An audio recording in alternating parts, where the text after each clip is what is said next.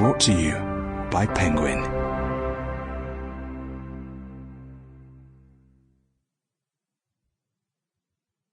End Times by Peter Turchin. Read by Mcalpine. Preface. History is not just one damn thing after another, British historian Arnold Toynbee once quipped in response to a critic. For a long time, Toynbee's opinion was in the minority. Historians and philosophers, including famous ones like Karl Popper, vehemently insisted that a science of history was impossible. Our societies are too complex, humans are too mercurial, scientific progress cannot be predicted, and culture is too variable in space and time. Kosovo is completely different from Vietnam, and antebellum America can tell us nothing about the America of the 2020s. This has been, and still largely is, the majority view. I hope that this book will convince you that this view is wrong. A science of history is not only possible, but also useful. It helps us anticipate how the collective choices we make in the present can bring us a better future.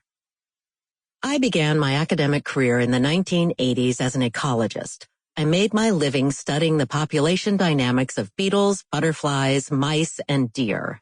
This was the time when animal ecology was revolutionized by the rapid growth in the processing power of computers.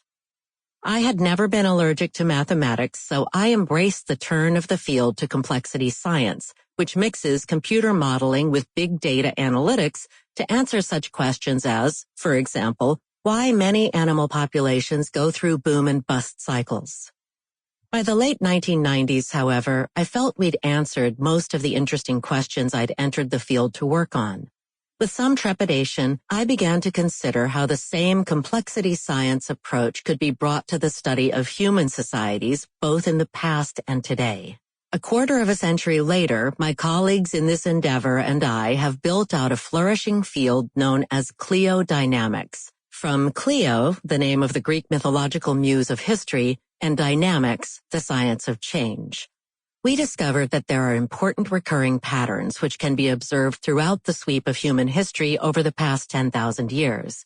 Remarkably, despite the myriad of differences, complex human societies, at base and on some abstract level, are organized according to the same general principles.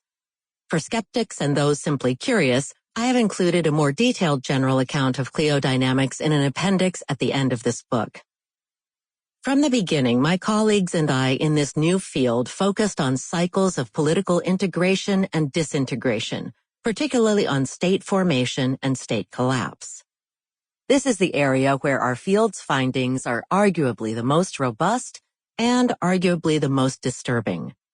It became clear to us through quantitative historical analysis that complex societies everywhere are affected by recurrent and, to a certain degree, predictable waves of political instability brought about by the same basic set of forces operating across the thousands of years of human history.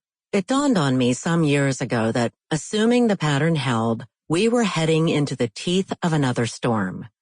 In 2010, the scientific journal Nature asked specialists from different fields to look 10 years into the future, and I made this case in clear terms, positing that judging from the pattern of U.S. history, we were due for another sharp instability spike by the early 2020s.